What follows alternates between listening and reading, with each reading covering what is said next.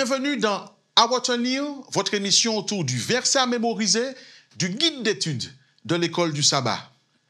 Le verset à mémoriser de cette semaine se trouve dans le livre de Josué, au chapitre 4, les versets 23 et 24. Car l'Éternel, votre Dieu, a mis à sec devant vous les eaux du Jourdain, jusqu'à ce que vous eussiez passé, comme l'Éternel, votre Dieu, l'avait fait à la mer Rouge, qu'il mit à sec devant nous, jusqu'à ce que nous eussions passé, afin que tous les peuples de la terre sachent que la main de l'Éternel est puissante, et afin que vous ayez toujours la crainte de l'Éternel, votre Dieu. Quel était le contexte? Le peuple d'Israël marche vers la conquête du pays promis sous la direction de Josué. Dans cette marche, le peuple fait face au Jourdain. Et Josué, il reçoit les consignes de l'Éternel afin d'assurer la traversée du Jourdain.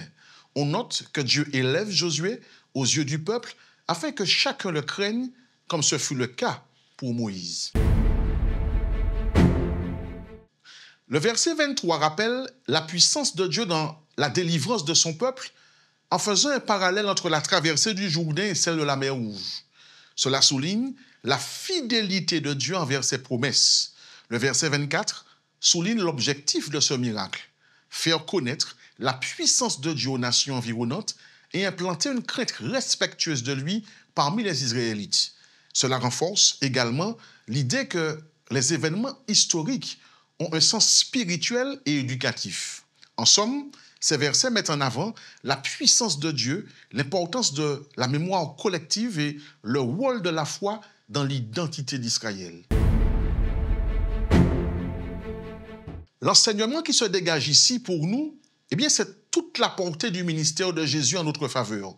En effet, le ministère terrestre de Jésus, en tant que représentant d'Israël, s'inscrit dans la continuité de l'histoire de l'ancien Israël. Il a revécu symboliquement les grandes étapes du parcours du peuple hébreu. Il fut appelé à sortir d'Égypte à la suite d'un décret de mort. On voit cela dans Matthieu chapitre 2, les versets 14 et 16. Il passa ensuite 40 jours dans le désert, en écho aux 40 années d'errance d'Israël. Comme passage de sa vie privée à son ministère public, il fut baptisé dans les eaux du Jourdain. Plus loin, l'Épître aux Hébreux souligne la portée symbolique de la traversée du Jourdain, présentant l'entrée en Canaan comme une image du repos de la grâce dans laquelle les croyants acceptent le salut par la foi. Josué apparaît ainsi comme un précurseur du Christ qui reviendrait un jour pour exercer la sentence divine sur un monde qui lui est hostile et pour conduire son peuple dans une nouvelle terre promise. Comme le Christ, on note que Josué révèle à ses contemporains qui est le véritable Dieu créateur et tout-puissant. En effet, la conquête est aussi un combat contre le paganisme et les idoles, ce qui est une manière pour l'Éternel de se manifester comme le seul vrai Dieu. Après avoir traversé le Jourdain à pied sec, comme Dieu l'avait promis, les Israélites établissent un monument commémoratif avec 12 pierres symbolisant les 12 tribus d'Israël. À la fin de son ministère, Jésus va désigner 12 disciples qui vont commémorer son passage sur la terre et continuer son ministère.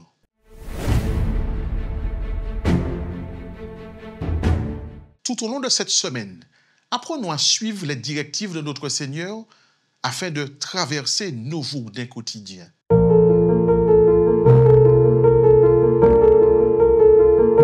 Voilà pour notre réflexion autour du verset à mémoriser. Je vous retrouve la semaine prochaine pour un autre verset à retenir.